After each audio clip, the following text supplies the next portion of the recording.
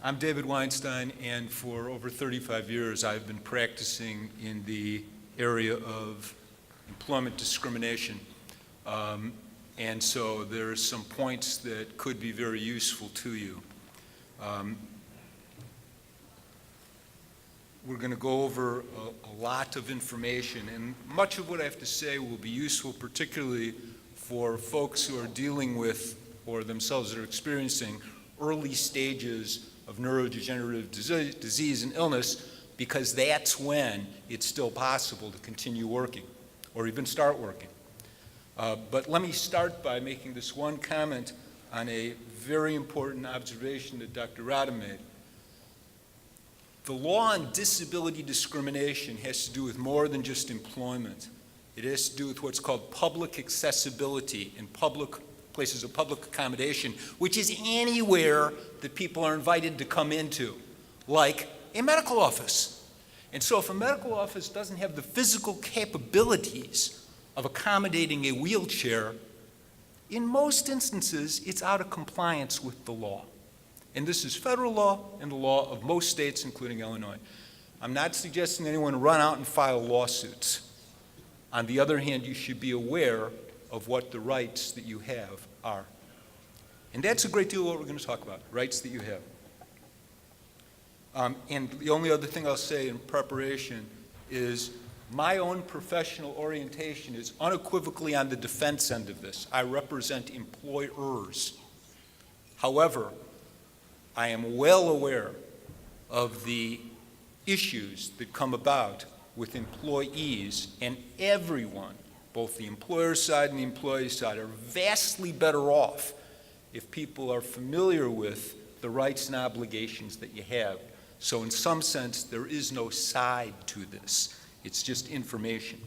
A great deal of what I'm going to go over is in this handout that should be on your tables, and I invite you to use that and refer to it. I'm not going to go over everything in detail because there's too much information, but I'm going to try and give you a thumbnail sense of what rights and obligations exist here, and then be available to answer questions. So here we go. The laws that apply to disability discrimination in the workplace are a collection of laws, but for present purposes, think of the most powerful of those laws, which is the Federal Americans with Disabilities Act, passed in 1990. And it applies to any employer that has 15 or more people. There are some state laws, like in Illinois, we have the Illinois Human Rights Act, which applies if there is one employee, just one. So those are the bodies of law. And are there others? Yes, but the concepts we're about to cover apply to all of these particular legal doctrines. And the doctrines that we're talking about are 5 key examples, not examples, excuse me, 5 key concepts of disability discrimination law. If you understand generally these 5 concepts, you have it down, and you'll be able to identify instances where rights are involved or obligations are triggered. So the first of these concepts is the notion of what is a disability. First of all, not everybody with a medical problem has a disability, as that term is used in law. And in fact, the legal definition of disability under the Americans with Disabilities Act is not necessarily the same as the definition that the Social Security Administration has, or the definition that a long or short-term disability policy may have, or the definition that's under laws like the Family and Medical Leave Act, which has to do with serious health conditions, things much short of disability. But we're talking about disability as it relates to employment, and that's primarily the Americans with Disabilities Act on the federal end of it. And so what you have here is the notion that somebody has to be qualified for the job and have a disabling impairment. The qualified for the job part should be self-explanatory, but it's simply to say that having a disability doesn't mean you can have a job that you couldn't have had in the first place. And so if somebody doesn't have, for example, a license or a certification that the job requires, having a disability doesn't mean they're going to be able to get that job any more than they could have before the disability had the onset. So you got to be qualified for the job, and then there must be a disabling impairment. These are all terms of art. They're all technical terms. Disabling impairment means currently having a non-transitory physical or mental condition that, two key points, substantially limits what? A major life activity. Major life activity is basically everything. It's all bodily systems. It's all organ functions. It's all the things we do all the time. All the things that are affected by neurodegenerative disease. It's walking, it's talking, it's thinking, it's remembering. And it's also working. The non-transitory part means it's fleeting. When we're talking about neurodegenerative diseases, we don't have to worry about the non-transitory part. Maybe one day science and medicine will advance to the point where that will be a main concern. Maybe we all get there. But for right now, the whole notion is it's got to be something that's non-transitory. As a general matter, a neurodegenerative disease is going to count as a disabling impairment under the Americans with Disabilities Act in almost every instance. In almost every instance. The other conditions that would count as a disabling impairment, other than having the condition, would be a history of it. Somebody who's in remission, if that can be achieved in certain stages, they still would be counted as having a disabling impairment. Somebody who is perceived or regarded as having the impairment, even if they don't, would count as having a disabling impairment. So that's the first concept. Concept two is called reasonable accommodation. This is perhaps the most important of the concepts for people who are trying to continue working. Employers must provide a reasonable accommodation to a qualified person with a disability with some very narrow exceptions. And the exceptions are where the accommodation wouldn't help the person perform the essential functions of the job. In other words, it wouldn't make any difference. Somebody who says, I want something changed about my job, but it wouldn't help him do the job, well, that's not a reasonable accommodation. That's literally an unreasonable accommodation. Reasonable accommodations are very everyday kinds of things for the most part. It's raising my desk up so my wheelchair can get under it. If you have ever been in a chair or known someone who is, the idea of trying to use a keyboard or sit at the desk and do work when you can't reach things on the desk is a little challenging, a little frustrating. It's unnecessary. That should be accommodated. It's also schedule changes to accommodate medical care. What doesn't count as a reasonable accommodation and what does will be according to the circumstances, what the job is, what the disability is, what the nature of the company is, how things are done there. It's what we legally in law call a totality of circumstances test. It's all of the circumstances involved, very fact dependent. Does that make it a little complicated? Yes. But let me tell you something. If you want to assert rights for somebody who's disabled, and you're going to let complexity make you think, oh my goodness, I can't deal with it, then you're not really looking to protect that person. Life gets complicated. And none of this is beyond the ability of any of you to comprehend it. So don't be put off by the fact that it seems a little complicated. Accommodations are not reasonable if it changes the nature of the job. The employer decides what the job is. The employer decides what's the essential functions in that job. An accommodation that says, we're going to get rid of the function that this job exists for, that's not a reasonable accommodation. An accommodation that says, you know, my boss is a real jerk. My accommodation is I need a new boss. That accommodation isn't going to work. The accommodation is my coworkers give me funny looks. I don't want them to be around. Not a reasonable accommodation. Next key legal concept is undue hardship. One of the circumstances where an employer can say, whoop, we're not providing the reasonable accommodation is undue hardship. But undue hardship applies in a very narrow set of circumstances. I am constantly hearing employers that will call and say, David, you know, we have this person who's disabled, but we don't want to provide the accommodation. We're going to claim it's an undue hardship. In 99% of the cases, I'm saying to that employer, you know what? That's not going to work. You can try that argument, but it's not going to fly. The case law is resoundingly against you. Undue hardship means that given the size of the company, given the nature of the company's work, it would be absolutely almost impossible for the accommodation to happen. Somebody says, I need a ramp built to be able to get into my office. The employer says, you know, that's going to cost us $1,500 to put that ramp in. Undue hardship. Even if it's a very small employer running on a shoestring budget, that argument is going to fail. And if they refuse to provide an accommodation based on undue hardship costing $1,500, they are going to lose a claim. Undue hardships also have the notion that the employer doesn't have to provide the exact accommodation that somebody is asking for, only one that works. Only one that works. Key concept number 4 is right of association. The Americans with Disabilities Act and related state laws protect the right of a disabled person to associate with other people and a non-disabled person to associate. And so if you are not a disabled individual, but you are the caretaker for one who is, you may not have a right to a schedule change to enable the caretaking to occur, at least not under this law. Under a law called the Family and Medical Leave Act, you might have that right. But under the Americans with Disabilities Act, there's no right of accommodation for caretakers. But there is a right to not be discriminated against.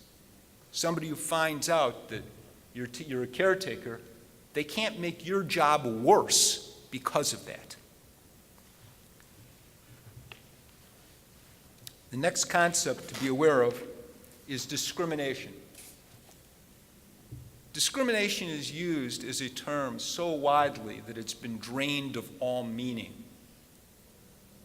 If you got teenagers, you hear the word awesome a lot and amazing. These are words that I can remember when they actually had content, when people knew what the word awesome and amazing meant. Nobody knows anymore because it's used so much it has no meaning. Discrimination is similar to that. So the key thing to bear in mind is discrimination does not mean anything I don't like. Discrimination doesn't mean anything that annoys me. Discrimination is a comparative concept. You take the world of the disabled person and you compare it to everybody who is not disabled. This is the same as it works for race.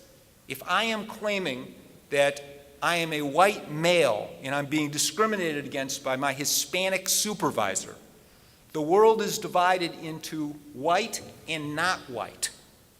So everybody who is not white, be that African American, be that Asian American, be that Asian, whatever the category would be, it's compared to the protected category. Here the protected category is disability. It means that discrimination means that the person who's disabled is being treated worse because, cause is the key term, because of the disability. This involves showing that people who aren't disabled in that workplace, in that circumstances, are being treated better. It's a comparative concept. The instance that's not comparative is what's known as hostile work environment. If somebody is being harassed because of their disability, that's illegal, but that's going to almost always be shown by how other people are being treated. People who are as old as I am, never mind how old that is, may remember a show that used to be called All in the Family. Archie Bunker. Archie Bunker was the guy who he hated everybody. He had a bad word for anybody who wasn't American and white. Somebody who is going to give everybody in the workplace a hard time is a terrible employer, but they're not discriminating because they're treating everyone the same. So the hostile work environment relates to discriminatory action that is harassing. So those are your basic legal concepts. Those are the primary ones that lead to the notion of what are the rights and obligations. There are two main rights. One is the right to request a reasonable accommodation. And here's a key point. I had a young woman call me several months ago and referred by one of your board members for this organization. And she said, I have a great job offer. I've just been diagnosed with a particular neurodegenerative disease, and she said, it's not really doing much for me right now, but I know it's going to. It's inevitable, short of a miraculous cure. And she said, I just got the most sensational job offer. It's the job I've always wanted.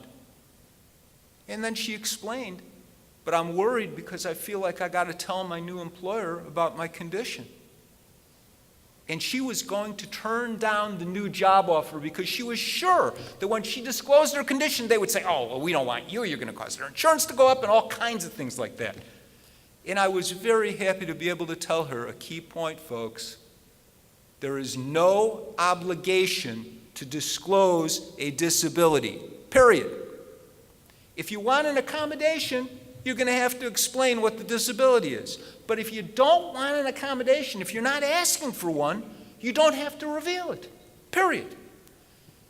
And so understanding that is an important point as people are in the early stages of neurodegenerative conditions. They don't have to tell their employer if they don't want an accommodation. And if the employer says, you know what, it looks to me like you're walking a little funny here. Is there something wrong? That employee has no obligation to say, oh, yes, I want to tell you, I was just diagnosed with this condition. No obligation to do that. All the employee has to say is, you know, my leg hurts a little today. Nobody's going to ask further questions. Nobody's going to ask further questions. So there's no obligation to insert the notion of disability unless a reasonable accommodation is being requested. If an accommodation is needed by somebody who's got an obvious impairment, like being in a chair, that person doesn't have to say, I have a disability. It's obvious. But the corollary point is, never assume that you know what somebody is thinking. Never assume somebody knows what somebody's condition is or what their capacities and limitations are. And so even somebody who's got an obvious impairment may need to ask for an accommodation because otherwise the employer may not know. And if the employer does know of the disability, the employer may not know what accommodation the person wants. We're all different. We don't become any more similar just because there's a disability. So you got to ask for what the accommodation is. And here's the other thing. If no accommodation is requested, the employer is entitled to assume, even if they can see somebody's disabled, if no accommodation is requested, the employer is entitled to assume that all functions of the job can be performed the same as if the person wasn't disabled. One of my colleagues in my office is blind. And if somebody were to say to her, let me give you a hand, she's going to walk over to where they are because she can hear where they're coming from. And she's going to say, how dare you? I am perfectly capable. So to her mind, she's enabled, not disabled. So that's just an example. If somebody is going to be disabled, if that happens, they don't have to request an accommodation. If they don't, it's going to be presumed, and legally it can be presumed, that they can accomplish whatever the job would be requiring. The second right that people have if they're disabled is the right to be free of discrimination and harassment. That is, if you request accommodation, you can't be made fun of because of it. So with all rights come the flip side of the coin, which are obligations. Disabled person's obligations, if they're requesting reasonable accommodation, start with, there are two key items. One, the employer is entitled to request documentation. Somebody's in a chair, the employer is still entitled to request documentation to support whatever the accommodation is. In most instances, this isn't going to happen. The employer sees somebody in a chair and is being asked to raise the desk up, isn't going to want medical documentation that the person's in a chair. And they can measure that chair if they want to figure out how far the desk goes up. But in many instances, the employer won't be able to see what the accommodation is. The employer won't be able to see the disability. Somebody comes forward and says, I've been diagnosed with a neurodegenerative condition and I need a different kind of lighting in my office or at my desk. Very common. The employer could say, okay, I need medical documentation that you have this condition, and I need to have details about what kind of lighting we're talking about. That's a reasonable request.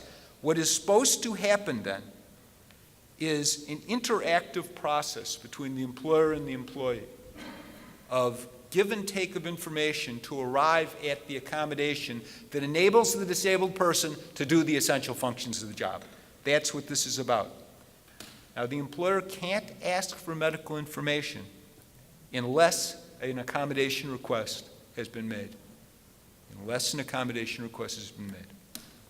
And by the way, the same thing applies here to job applicants, not just employees. The second obligation to be cognizant of is the obligation to cooperate with the interactive process. If the disabled person says, this is the accommodation I want, no, I'm not giving you the information, they're not only not going to get the accommodation, but if they make a claim, they're going to lose. Just like if the employer says, no, I'm not going to talk to you about the accommodation, the employer's going to lose if there's a claim. And everyone will lose because a productive employee isn't going to have a job, which is bad all the way around. So, a word on remedies. I'm a trial lawyer. I deal with remedies and defenses. All employment discrimination, including disability discrimination, begins with the process of an administrative charge, meaning it's a charge of discrimination that is filed with a state or federal agency. That is the starting point for asserting a claim, formally asserting a claim. Administrative charges of discrimination, very simple. They've got to be under oath and signed in writing. They're submitted to an administrative agency. The two agencies that, for our purposes today, there are many agencies, but the two that are worth pointing out are the Equal Employment Opportunity Commission, EEOC, and IDHR, the Illinois Department of Human Rights. These two agencies function differently, but they each have a process of investigating the charge and reaching a conclusion as to whether there is substantial evidence, not to prove the charge, but does it appear that the charge is supported? If so, then at each agency, there's additional procedures that will kick in. And if you have questions about those, I'll be happy to go into them. But to make sure we're just getting the core points here, charge has to be filed. Strict time requirements.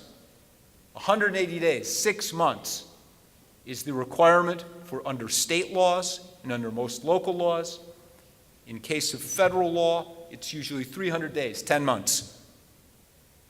What that means is if somebody contemplates filing a charge, if you delay, the rights will be lost, regardless of the merit, regardless of the merit.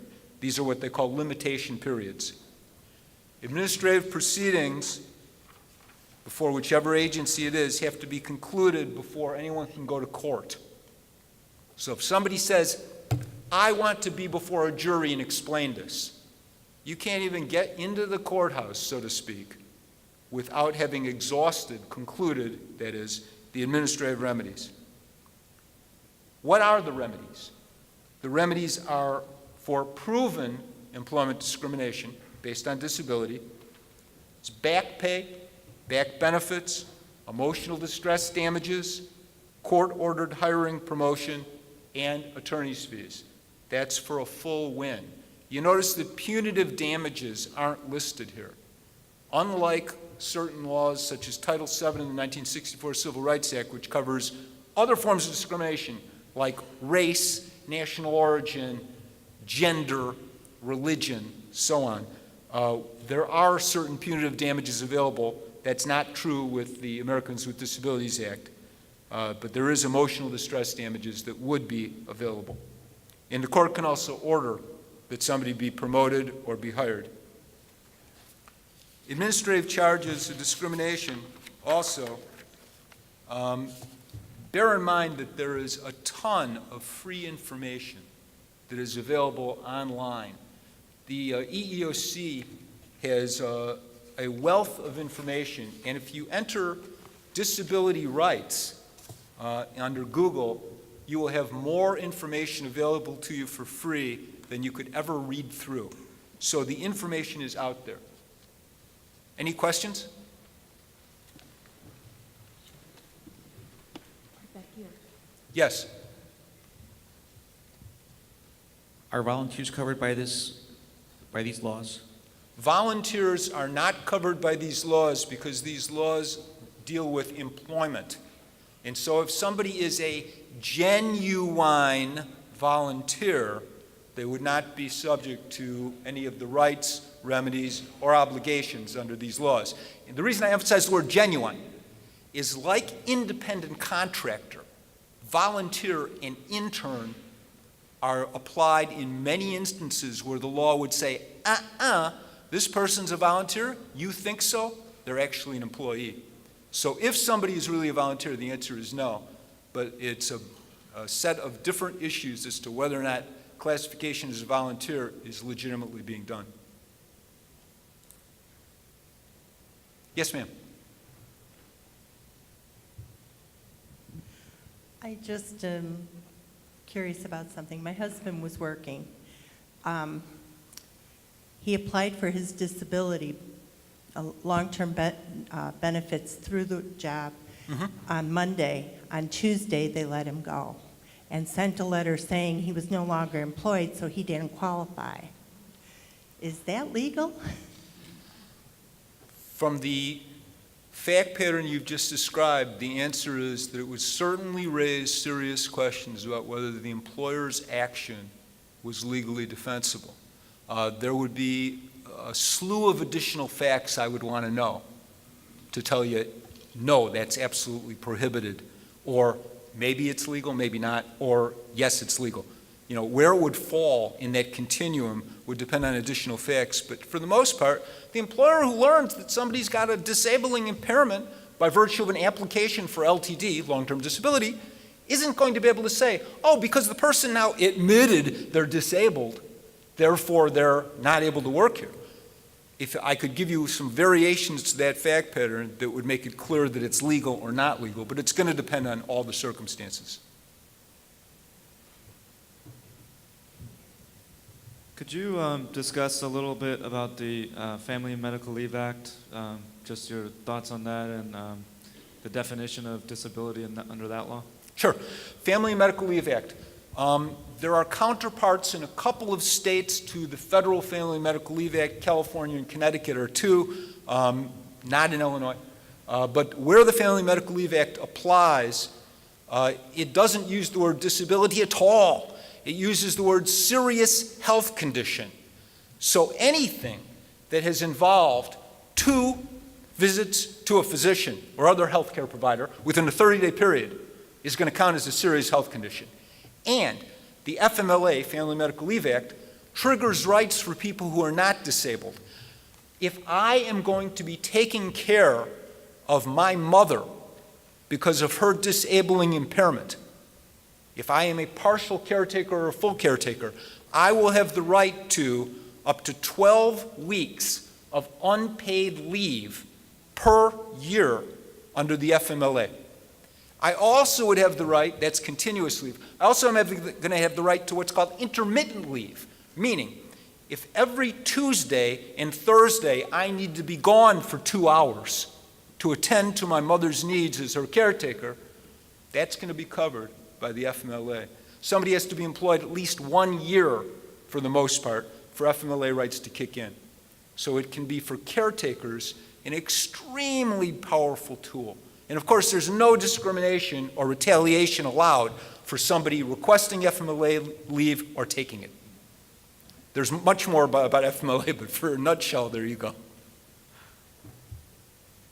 I can't see if there's anyone else. Yes? You said something earlier about perception of disability. Can you say more about that? Yes. Perceived, or what's sometimes called regarded as disabled, is one of the 3 types of disability. It's having the disability, having a history of the impairment, or being perceived or regarded as. If there is somebody who is taken to working in their office with the lights off, a lot of employers are going to say, oh my God, it's MS. or the person is not suffering from debilitating migraines. The answer is those two conditions can have light sensitivity, but so can a slew of other medical conditions, some of which are not disabling impairments. So the regarded as or perceived disability is where the employer takes adverse action because they have decided the person is disabled.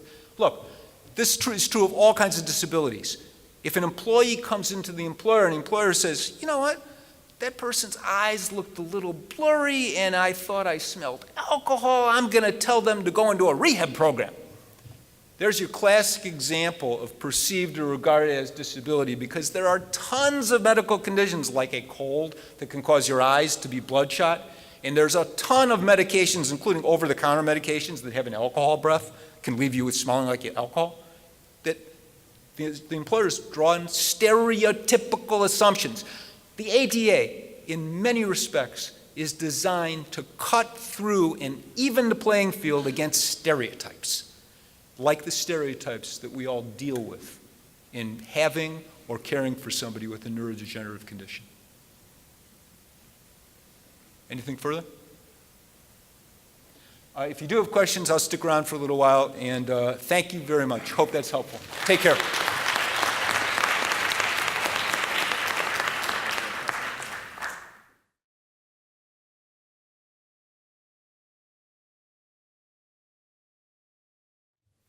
Thank you very much, Attorney Weinstein. I now have the pleasure of introducing Attorney Lawrence Levien, who's with the partner with the firm of Akin, Gump, and he's going to talk about medical power of attorney, which is a very, very important topic. And I'll just tell you a little bit about Larry. His lovely wife, Sherry, passed away from PSP after a valiant struggle last year. And Larry and his family are now funding the Sherry Levien Quality of Life Fund through CurePSP. And that fund provides grants for professional in-home care to families who are caregiving patients. And the information is on our website. And also you can talk with Trish Caruana, who's just raised her hand over there, who can tell you all about it. So without further ado, I'll introduce Attorney Levien. Thank you.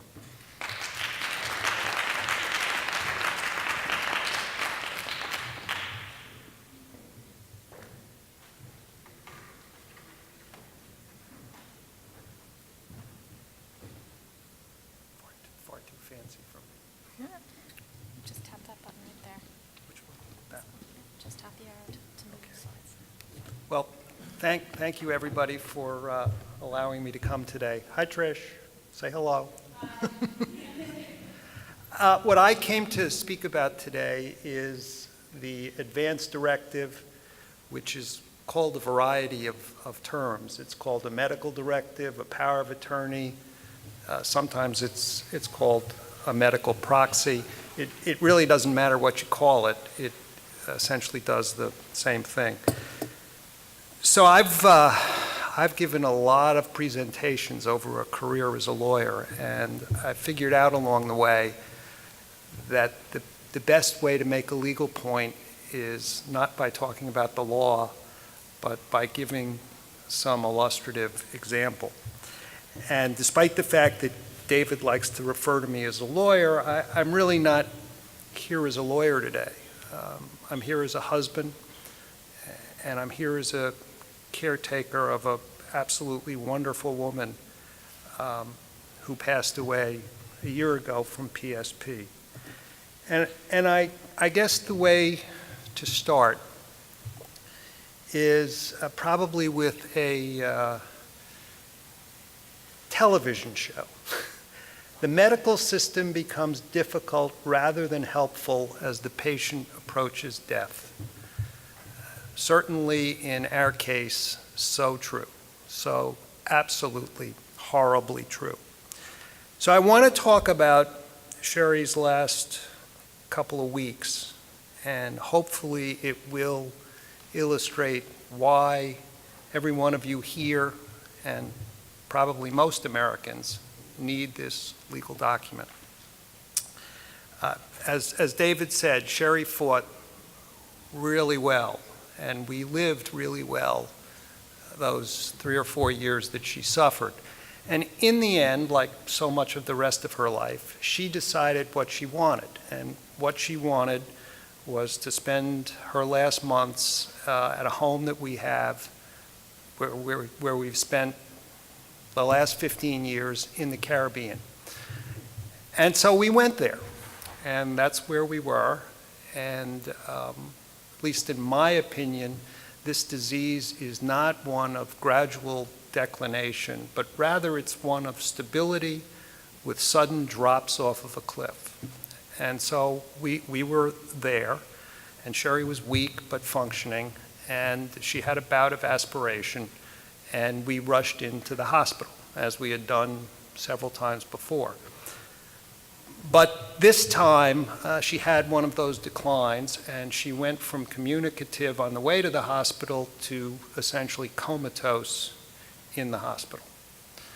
And the hospital there, which is actually wonderful, another time, another place, talk about medical tourism in the Caribbean as a result of 9/11. Fantastic societal question, but anyhow, it's a good hospital with really high quality medical care. So Sherry was hooked up to all of the machines that, once again, you would see on a television program, except that she was, at this point now, not functioning. Whether she understood, whether she knew what was going around her, I'm not sure. I don't think so. But, of course, you never can know when you're not the person that's suffering. So it all came so suddenly that even though we had been living with this disease for almost 4 years, I was confused and literally without answers. And a couple days went by, and the treating physician suggested we have a meeting, and I said to the treating physician, well, what's going to happen now? And he said, well, it'll be about 6 months. I said, what? He said, yeah, she'll be like this for about 6 months. I said, you mean my wife is going to be lying in this bed, not moving this way for 6 months?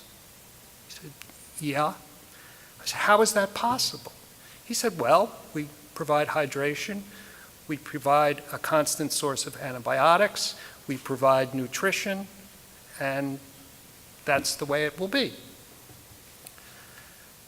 We can move past the economics of it all, which when you think about a 6-month hospital stay is financially devastating, and get to what really counts, which is that's not the way Sherry wanted to live. What Sherry wanted was to live as best she could, and when she was ready to die, she wanted to die at home on our deck overlooking the Caribbean Sea. And so, after I heard 6 months, it could have been 1 month, it wouldn't have made any difference. I called my lawyer, I said, send me down the document, and I took the document, which Jacqueline has and which I'm going to refer to in a bit. And I walked into the doctor's office and I shoved it across the table and I said, Sherry's going home today. He said, no, she's not. We can't release her. I said, read this. There was a certain amount of bravado in all of that because the document that I had was a state of Maryland medical power of attorney that didn't exactly have the force of law in the Caribbean. The doctor wasn't going to fight with me, and I was ticked off enough and firm enough, and after all, I am a lawyer.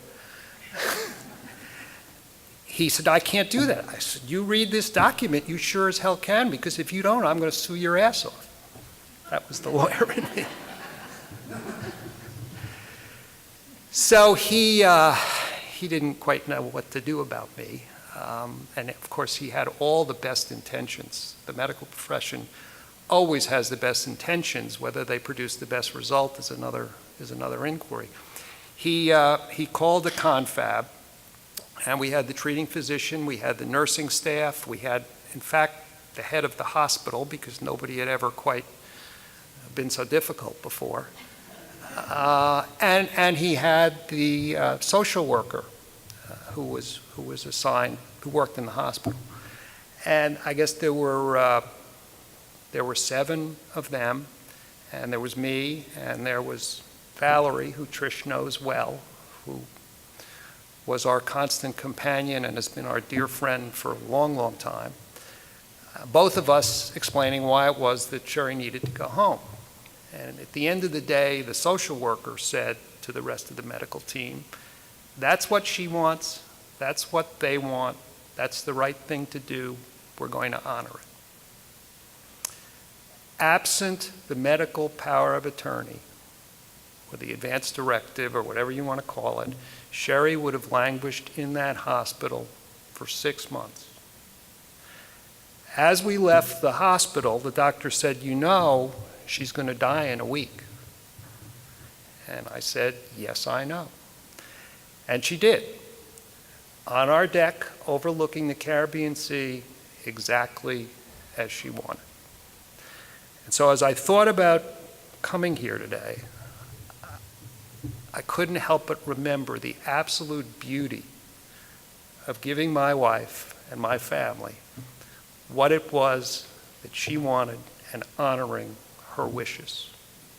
So that's the story. Will everybody have the same story? Does everybody want the same thing? I don't know. I just know that that simple 7-page piece of paper made possible what otherwise was not going to be possible. So that's the story. Here's the document. Jacqueline has it. It's 7 pages long. It's a medical power of attorney in the state of Maryland. It likely, probably is not valid in any other state. You need one that's valid in the state where you live, and the procedures are marginally different, but the sum and substance of it is really the same. The patient, in this case Sherry, determines the course of their medical treatment while they're still competent.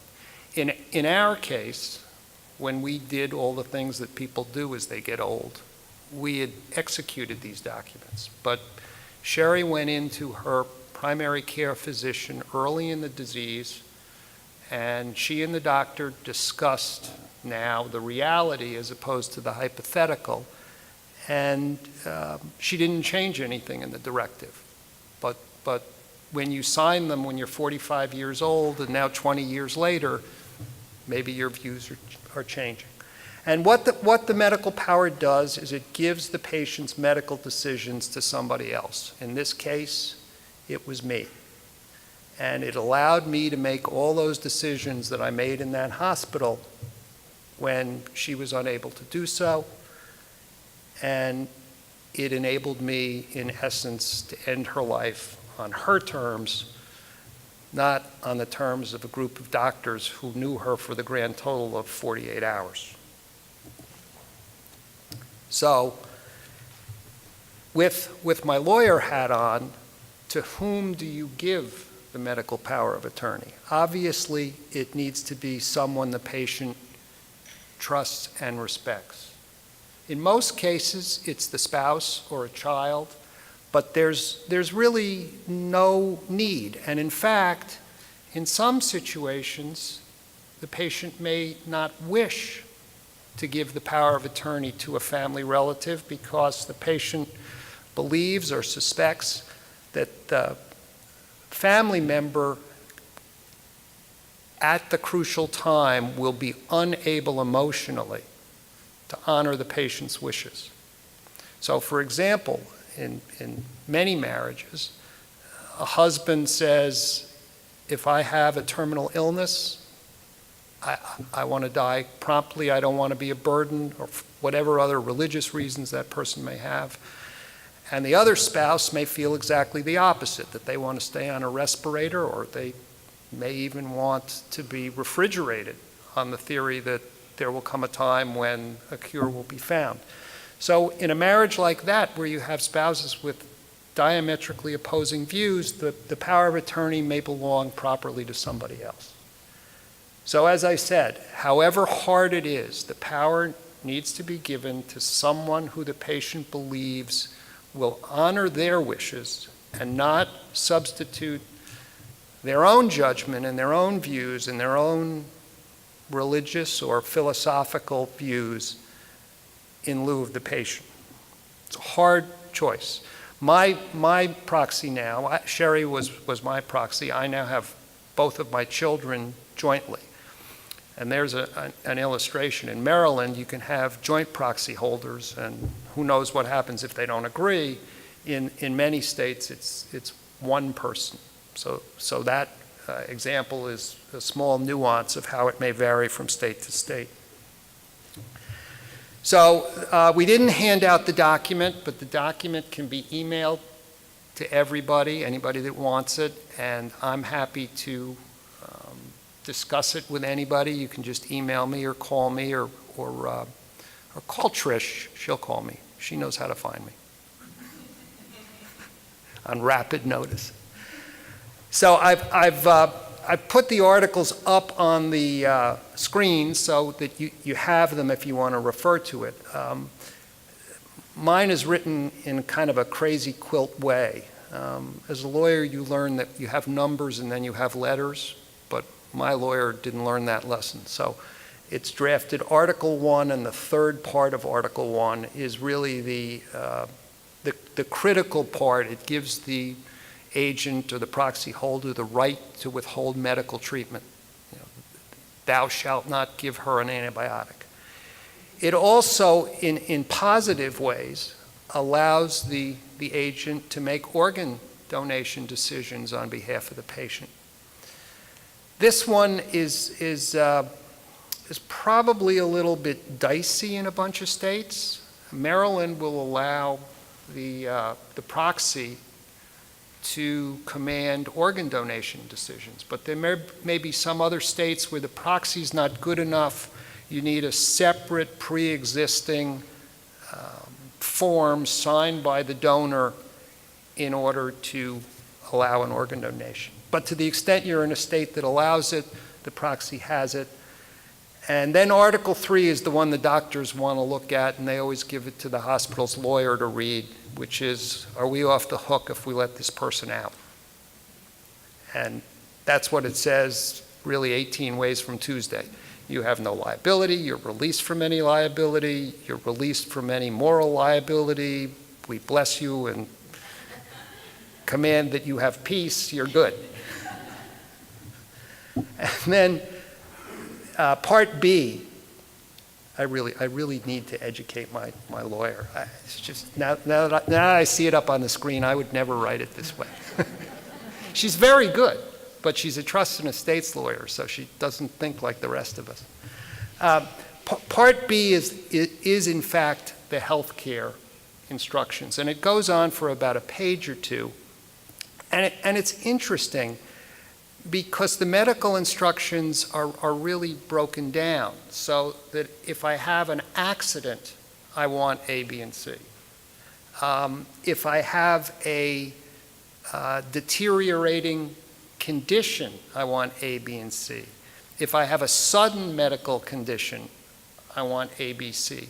And what it does is it gives the patient the opportunity to consider what they want done in each of varying situations. So for example, if you're in a really bad car accident and you were perfectly healthy before, you want them to do anything and everything to save you. But if you're in a deteriorating condition that's progressed over a period of time, you don't.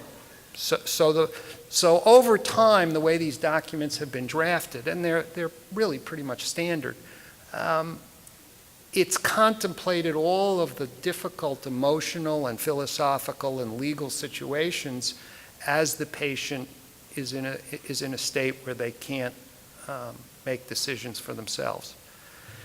So in my particular situation, before I got to shoving the document across the table, the doctor said, well, we can stop the antibiotics because we've taken care of the pneumonia, we've cured the infection, but we're going to go ahead with the hydration.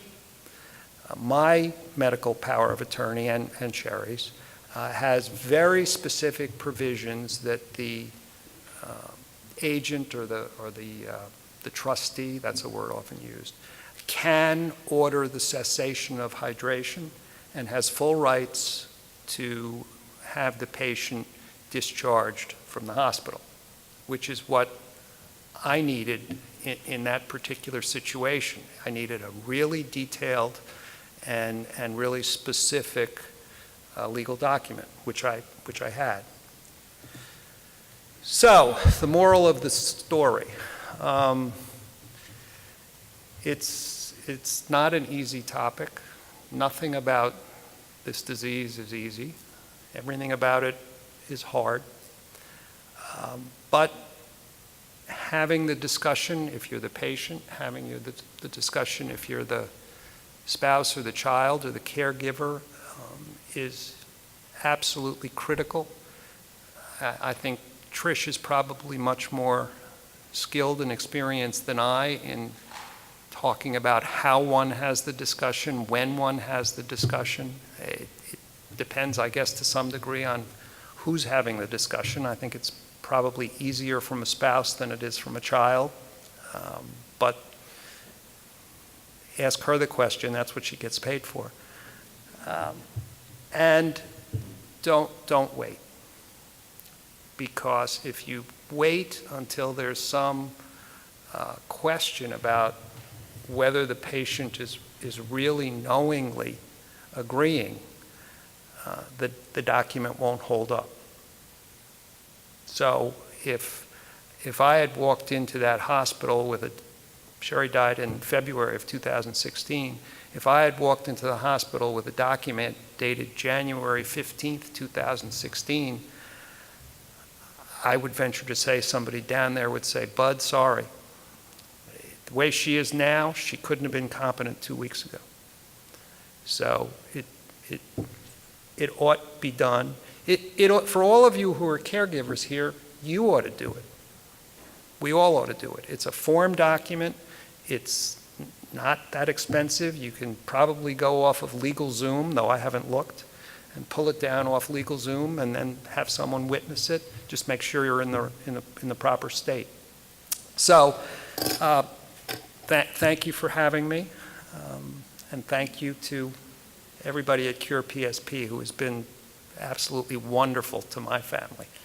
So, thanks.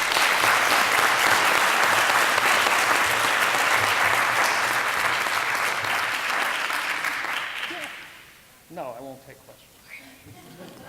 I don't take questions. They're always hard. Yes, ma'am. Hi. My husband died of PSP 3 months ago, and in 2012 we had a trust drawn up, which not only includes the power of attorney, medical power of attorney, but a durable power of attorney and a directive to physicians and all kinds of documentation. Well, he was able to go the way your wife was because he had specified what he wanted, and that's exactly what happened because I had that document with me. Plus, once he passed, it was really hard for all kinds of documentations and bank accounts and MRIs and stuff like that. But if you get a trust, you don't go through probate, which saved me so much grief and time. So not only the power of a medical power of attorney, but if you guys can have a trust drawn up, it'll save you a lot of grief because those moments are really hard. You're grieving, your mind's not there.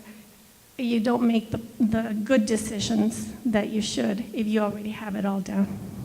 Right. Absolutely right. All right.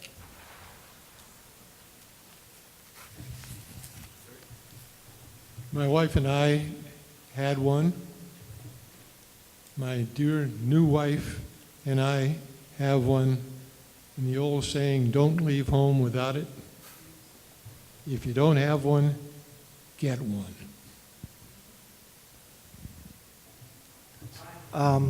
My wife passed away 2 years ago on February 16th, and I got a power of attorney online for $25, and it worked for me fine. But one of the reasons I think you really need to get it is after your loved ones passes away. There's a lot, if you have bills and a lot of things happen, if you don't have a power of attorney, you could end up being obligated for a lot of things that you can get out of if you have a power of attorney. Well, absolutely correct, and the only topic I addressed here today is the medical power of attorney, but there are a whole series of documents, beginning with the will. The trust is obviously an important document as well, and it's a process. If you want to do it really correctly, then I think you do need to go to an attorney, because the documents all have to intersect. Make sure that you contact an attorney who knows something about this area of law.